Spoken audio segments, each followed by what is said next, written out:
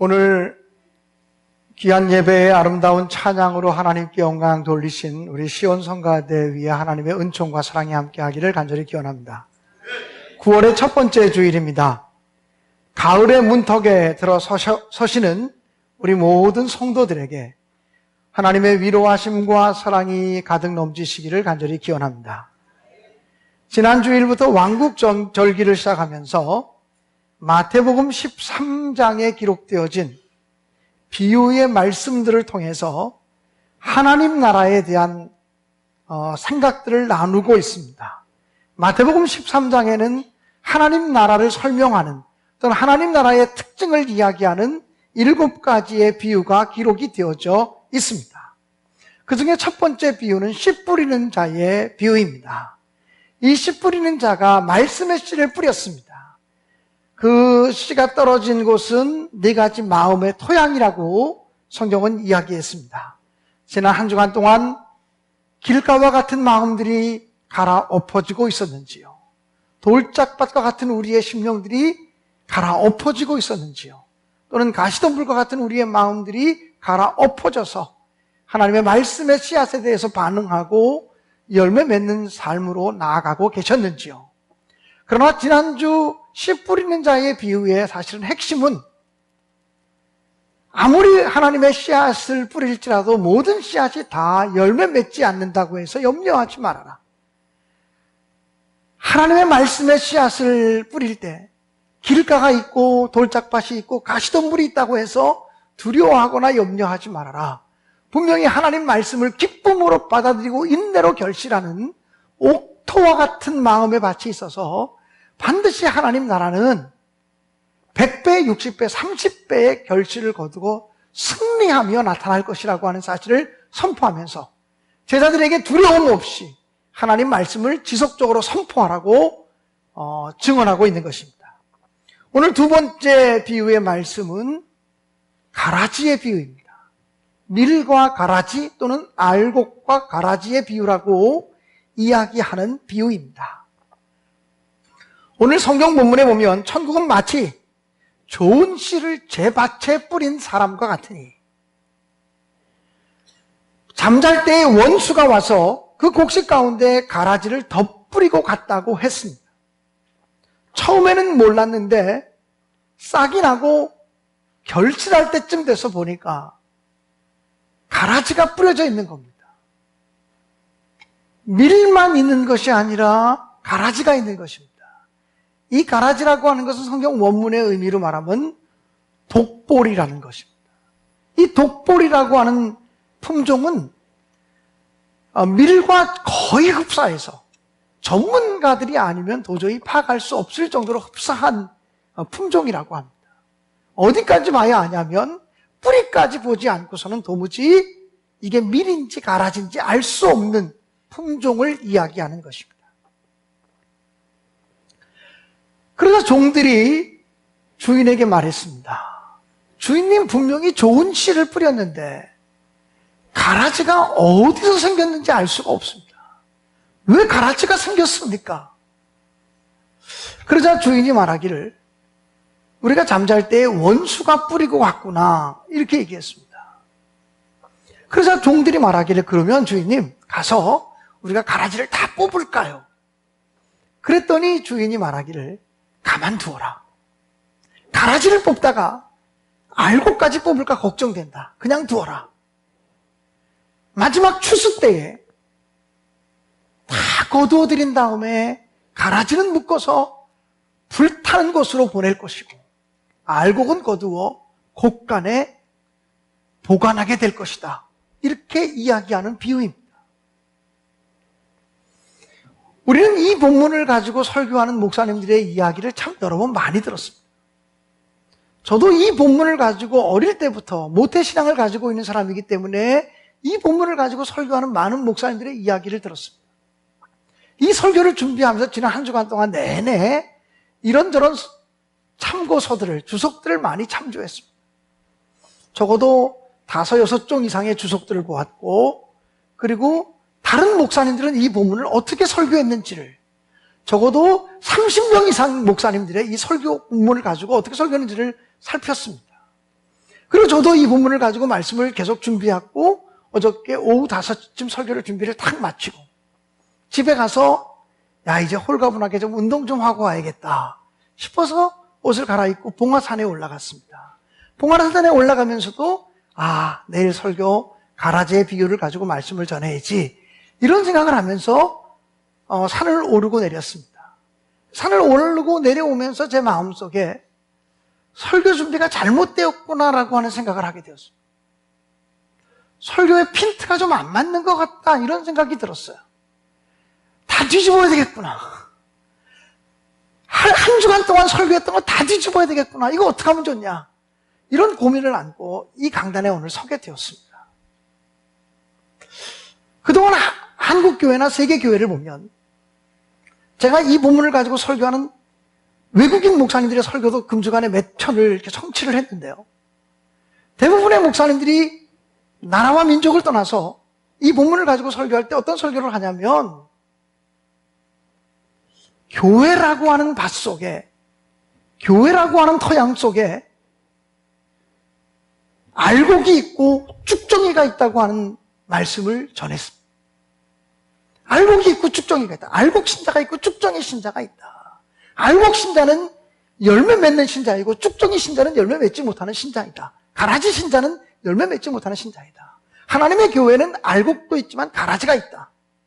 그래서 가라지와 같은 자들 때문에 하나님의 교회가 어려움을 당한다. 그런데 그 가라지와 같은 사람을 뽑아버릴까요? 그랬더니 주님이 뽑지 말라. 가라지 뽑다가 알곡까지 뽑힐까 염려되어진다. 가라지를 뽑지 말라고 말씀하신 주님의 모습. 그러나 가라지를 뽑고 싶은 우리의 심정. 심지어는 가라지와 같은 성도가 어떤 성도라고 생각을 하냐면 목사님의 목회 방침에 잘 순종하지 않는 사람들을 가라지라고 얘기하고 목사님의 목회 방침에 대해서 아니요 또는 생각할 거리를 자꾸 제공하는 사람들에게 저런 가라지 같은 사람들 때문에 목회하기가 힘들어. 이렇게 한국교회 목사들이 반응하고 있다면 이건 교회의 큰 타락이다. 이것 같은 교회의 타락이 없다. 이런 생각을 하게 되었습니다. 여러분, 제가 봉천교회에 있을 때 서울대학교 대학원 인류학과에 다니는 대학원 학생이 저를 찾아왔습니다. 자기는 크리스찬이 아닌데 목사님의 설교와 교회에서 사용하는 용어들에 대해서 인류학적으로 접근해서 논문을 하나 쓰고 싶습니다. 목사님이 허락해 주신다면 제가 시간마다 와서 설교를 듣고 목사님의 설교 속에서 설교 내용이 아니라 설교에서 사용되는 언어를 분석해서 그 언어를 가지고 교회에서 사용하는 언어들이 어떤 기호학적으로 어떻게 사용되고 있는지에 대해서 분석을 좀 하고 싶습니다. 허락해 주시겠습니까? 자, 그래서 허락했어요. 그랬더니 배연주라고 하는 청년인데 이 청년이 얼마나 그 논문을 쓰기 위해서 열심히 설교를 듣는지요. 모든 예배, 주일 아침 예배, 저녁 예배, 그리고 수요일 예배, 금요일 심야 기도회, 새벽 기도회까지 참석해서 모든 제 설교를 녹음해가지고 또 녹음하면서 필기하면서 제 설교를 분석을 했어요. 그리고는 다 분석한 다음에 논문을 썼어요. 논문을 쓰고서는 저한테 목사님의 설교를 분석한 논문입니다. 그리고 논문을 딱 갖다 줬어요. 논문의 제목이 뭔지 아십니까? 하나님께 순종하십시오 라는 제목이었어요. 하나님께 순종하십시오. 그러면서 그 청년이 제 설교를 적어도 200편, 300편 이상의 설교를 쫙 분석해 보니까 목사님 설교의 초점은 하나님께 순종하십시오라고 하는 설교이다. 그런데 순종에 대한 설교를 수없이 많이 하면서도 목사에게 순종하라고 하는 것이 아니라 사람에게 순종하는 것이 아니라 하나님께 대한 순종을 하십시오. 하나님의 말씀에 대한 순종을 하십시오. 이것을 매우 섬세하게 설명하고 있다고 하는 이야기를 분석해서 가지고 왔어요. 그러면 기독교 진리, 기독교에서 가장 사용하는 용어의 핵심이 순종이고 순종이 되어지면 신앙이 되는 거고 순종이 안 되면 불신앙이 되는 것이다라고 분석을 했어요. 제가 그 청년이 분석한 논문이 제 서재에 있거든요.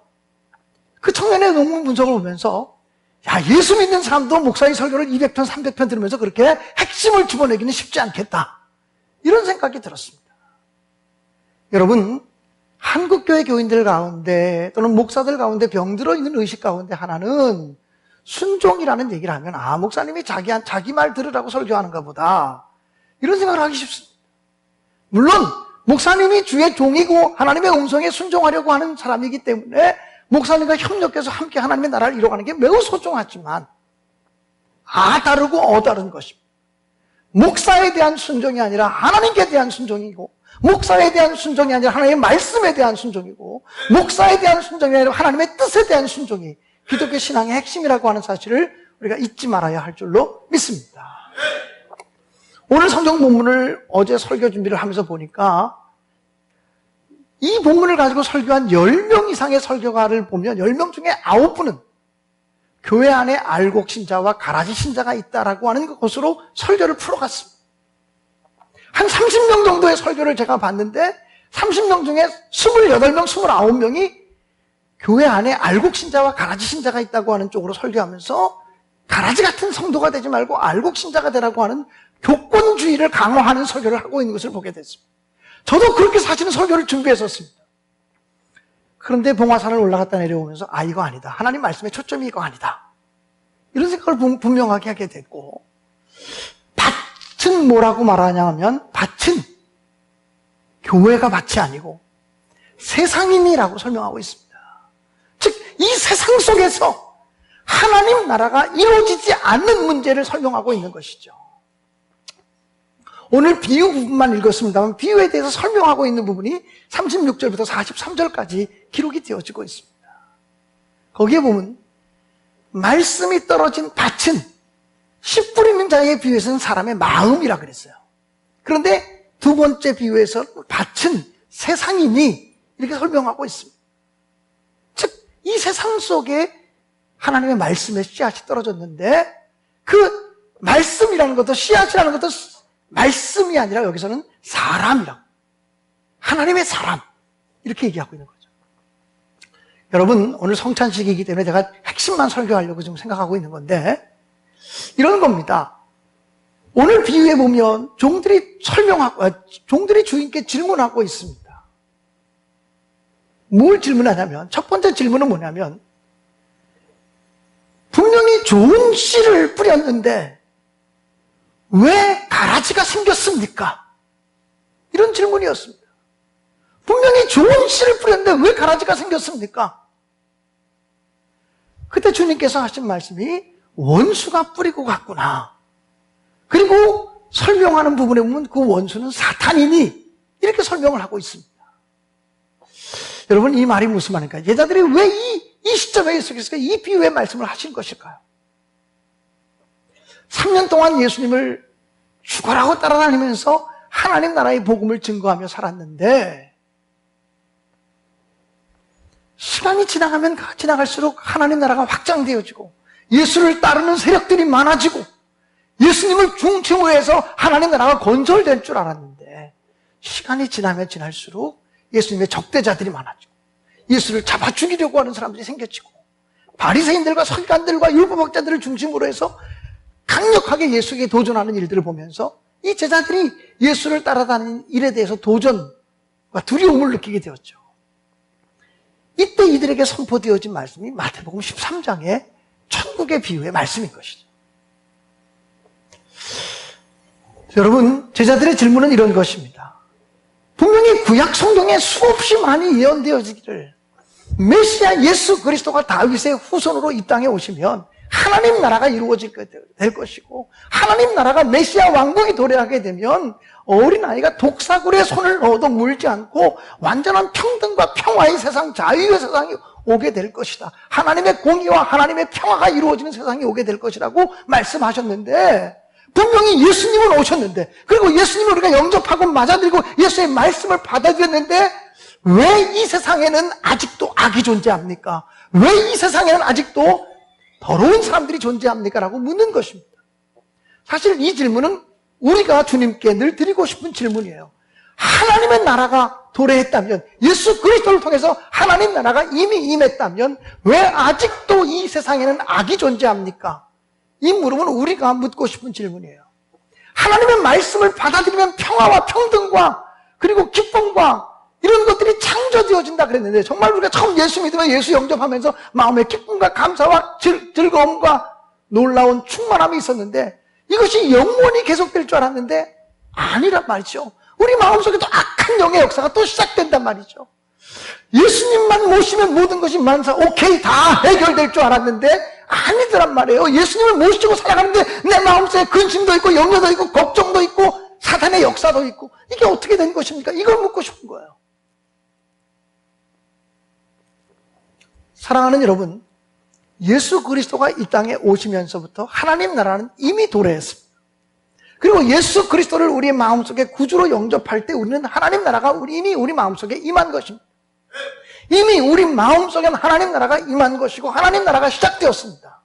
그러나 이미 하나님 나라가 임했지만 아직 하나님 나라는 완성되지 않았습니다. 하나님 나라의 완성은 마지막 재림의 때에 하나님 나라가 완성되어질 것입니다. 그러므로 우리 성도들, 우리들의 삶의 자리는 어디냐면 이미 임한 하나님의 나라와 아직 임하지 않은 하나님의 나라 사이에 끼어 있다는 것입니다. 예수 그리스도를 영접하고 예수 그리스도를 모심으로, 또는 예수 그리스도가 이 땅에 임하시면서 이미 임하신 하나님의 나라 속에 살면서 아직 재림을 통해서, 심판을 통해서 완성되지 않은 하나님의 나라, 그 사이에 살고 있기 때문에 이미 임한 하나님의 나라와 아직 임하지 않은 하나님의 나라, 그 사이에는 악한 사단의 역사가 한시적으로 허락되어지고 있다는 거예요. 하나님의 허락에 의해서 악한 사단의 역사가 존재한다라고 하는 것이죠. 그러므로 사랑하는 여러분, 우리가 이 세상에 살면서 완성되어질 하나님의 나라를 나아가기까지는 우리 안에 사단의 역사가 계속되어지고 있다고 하는 사실을 기억하면서 주님의 주신 그 말씀과 능력을 붙들고 사단의 영들을 결박하고 정복해 나가는 삶을 살아가시기를 주님의 이름으로 간절히 축원합니다. 주님께서는 가라지를 뽑지 말고 가만두라고만. 종들의 두 번째 질문은, 그러면 우리가 가라지를 다 뽑을까요? 아니, 뽑지 마. 우리 같으면 뽑으라 그러지 않겠습니까? 아니, 뽑지 마 그럽니다. 가라지를 뽑지 말라고 하는 이유가 무엇일까요? 우리는 가라지와 알곡을 분별할 능력이 없습니다. 인간은요, 아무리 인간이 지식이 많고 지혜가 있고 현명하고 총명한 것 같아도 인간의 능력으로는 가라지와 알곡을 분별해낼 능력이 없다는 것입니다. 어디까지? 왜냐하면 가라지인지 알곡인지를 분별하려면 뿌리까지 봐야 돼요. 뿌리까지 보지 않으면 알곡인지 가라지인지 알 수가 없어요. 근데 우리 인간은 겉모습만 보거든요. 그렇기 때문에 알곡인지 가라지인지 분별할 능력이 없습니다. 또 사실은 이게 비유기 때문에 좀 한계를 가지고 있지만 하나님의 역사, 성령의 역사 안에서는 알곡이라도 타락해서 가라지 같은 사람이 되기도 하고, 가라지라도 회심하고 회개해서 하나님이 쓰시는 알곡 같은 인물이 되어질 수 있다고 하는 것입니다. 그렇기 때문에 하나님은 쉽게 판단하고 쉽게 정죄하지 않는다는 거예요. 우리 인간 내 생각 같으면 가라지 다 뽑아버리면 깨끗할 것 같잖아요. 하나님의 교회에서도 가라지와 같은 역할을 하는 사람 다 뽑아버리면 하나님의 교회가 일사불란하게 갈 것 같잖아요. 그렇지 않다는 거예요. 하나님은 가라지와 같은 사람이라도 품고 싶은 것이 하나님의 마음이고, 가라지와 같은 사람이라도 함께 가자라고 하는 게 하나님의 뜻이라는 거죠. 그렇기 때문에 하나님은 우리 인간이 쉽게 판단하고 정죄하지 말라는 거예요. 뿐만 아니라 가라지를 뽑다가 알곡까지도 뽑힐 수 있다고 하는 겁니다. 주님은 1000개의 가라지를 뽑아내는 것보다 알곡 하나가 뽑히는 것을 더 마음 아파하신다. 그러므로 우리가 알곡 하나에 대해서 집중하고 있는, 한 생명에 대해서 집중하고 있는 하나님의 사랑을 발견하게 되기를 주님의 이름으로 축원합니다. 하나님의 나라는 한 생명에 집중하는 것이지 가라지를 뽑아내는 것이 아니라는 거예요. 여러분, 우리가요, 이 사람 잘못된 사람 뽑아내고 저 사람 잘못된 것 뽑아내고 그러면 하나님의 교회가 거룩해질 것 같습니까? 이 세상이 거룩해질 것 같습니까? 그렇지 않아요. 이 세상은 하나님의 심판이 있기까지 선과 악이 공존해요. 선함과 더러움이 공존할 수밖에 없는 것이 바로 이 세상이라고 하는 사실을 성경은 이야기하고 있는 것입니다. 그러므로 사랑하는 여러분, 우리가 한 생명을 집중적으로 돌보신 하나님의 사랑을 기억하며 감사하는 여러분 되시기를 주님의 이름으로 축원합니다. 이 세상에 선과 악이 공존하고 있다면 우리 그리스도인들이 세상을 바라볼 때도 주님의 심판이 오기까지는 적과 동침해야 돼요. 적과 동거해야 돼요. 악한 사람과도 동거하며 살아가는 지혜가 필요하다는 거죠. 또 뿐만 아니라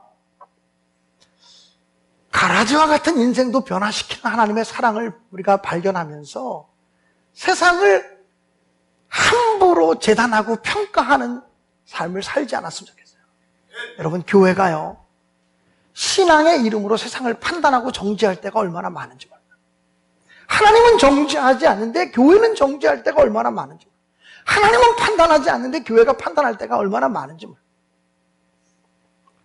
여러분, 우리 교인들이 정말 겸손함으로 세상을 바라볼 수 있게 되기를 또한 간절히 바랍니다.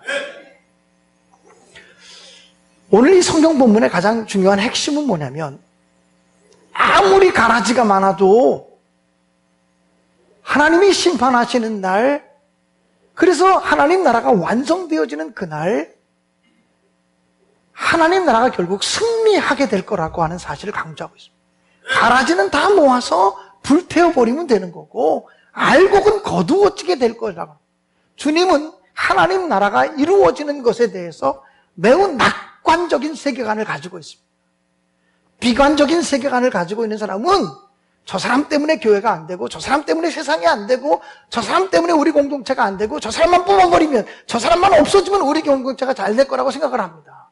그래서 이 사람 뽑아버리고, 저 사람 뽑아버리고, 이 사람 없애버리고, 저 사람 없애버리고, 깨끗한 공동체가 되면 뭐가 될 거라고 생각하지만 하나님은 그렇게 보지 않는다는 거예요.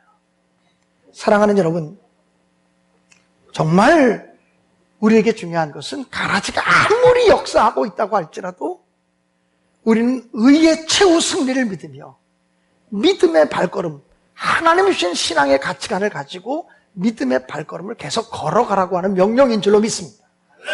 우리 감리교인들이 고백하는 감리교 교리적선에 보면 우리는 의의 최후 승리를 믿노라, 이런 고백이 있습니다. 아무리 세상에 악이 득세하고 더러움이 가득 차도 의의 최후 승리를 믿는 것이 우리의 신앙이 되어야 할 줄로 믿습니다. 그러므로 주님의 낙관적인 세계관을 우리가 본받게 되기를 간절히 바랍니다. 주님은 베드로에게도 말씀하실 때 아무리 사탄의 권세가 교회를 흔들려고 할지라도 음부의 권세가 교회를 이기지 못한다. 교회의 최후 승리에 대해서 얘기할 때도 아주 낙관적인 세계관을 얘기하셨습니다. 비관적인 세계관을 가지면요, 이래서 세상이 안 되고 저래서 세상이 안 되고 이 사람 때문에 안 되고 저 사람 때문에 안 되고 이 얘기하게 됩니다. 비관적인 교회관을 가지고 있는 사람은 이래서 우리 교회는 안 되고 저래서 우리 교회는 안 되고 이 사람 때문에 우리 교회가 안 될 것 같고 저 사람 때문에 안 될 것 같고 이 사람 뽑아버리고 저 사람 뽑아버리고 저 사람 쫓아내버리면 우리 교회가 잘 될 것 같죠? 근데 하나님의 역사는 그렇지 않다는 거예요. 하나님의 역사는 아무리 가라지 같은 사람이 많아도 결국 의의 최후 승리, 하나님 나라의 최후 승리를 약속하고 있는 본문이 오늘 본문의 비유라는 것이죠. 사랑하는 여러분, 그러므로 의의 최후 승리를 믿고 행하시기를 주님의 이름으로 간절히 축원합니다. 존 뉴턴이라고 하는 사람이 있습니다. 11살 때부터 자기 아버지가 소유한 노예선에서 선원 생활을 시작했습니다. 그 아버지의 배는 아프리카에 가서 흑인들을 마구잡이로 잡아다가 미국에 가서 노예 상인들에게 그 노예들을 짐승처럼 팔아넘기는 일을 하는 사람이었습니다. 나중에는 아버지가 늙게 되고 아버지가 죽게 되자 이 뉴턴이라고 하는 사람은 그 아버지로부터 그 배를 물려받아서 노예선의 선장이 되었습니다. 그 아버지가 그랬던 것처럼 이 뉴턴이라고 하는 사람은 아프리카에 가서 마구잡이로 사람 같지도 않다고 느껴졌던 흑인들을 잡아다가 그냥 묶어서 그 요즘 닭장차에다가 닭 실어가지고 옮기는 것처럼 옛날 흑인들을 그렇게 누워서 이렇게 요만한데 흑인들이 다 칸칸이 갇혀가지고 흑인들을 잡아다가 미국의 노예 시장에다 팔았습니다. 그런 일에 앞장섰던 사람이 존 뉴턴이라고 하는 사람이었습니다. 그런데 그가 예수 그리스도를 인격적으로 만나게 됩니다. 예수 그리스도를 인격적으로 만나게 된 다음에 그의 삶이 변화되어집니다. 그리고 얼마나 자기가 큰 죄를 지은 사람인지, 얼마나 무서운 죄를 지은 사람인지, 얼마나 용서받지 못할 죄를 지은 사람인지를 깨닫고 눈물로 회개하게 됩니다. 그리고 그는 나중에 신학을 공부해서 영국 성공회의 사제가 됩니다. 그리고 그는 그의 노년에 기억력이 점점 감퇴되어 갈 때 이렇게 이야기했습니다. 내 기억력은 점점 감퇴되어 쇠퇴되어지고 있지만 내가 두 가지 사실만은 절대로 잊을 수가 없다.